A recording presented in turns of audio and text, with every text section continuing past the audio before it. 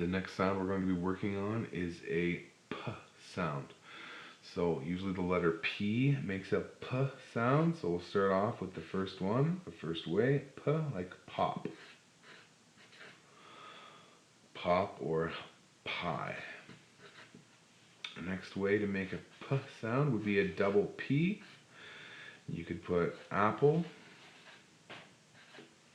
or applause, anything you wanted. Now, to make the P sound, the first thing we're going to have to do is inhale.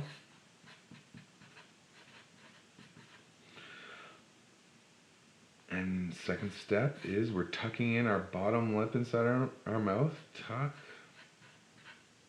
in bottom lip.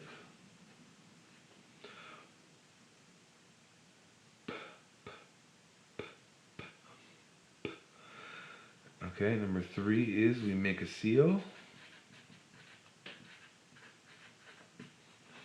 And number 4 is we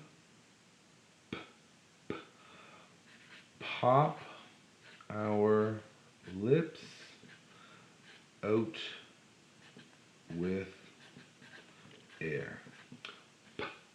Pop, pie, apple.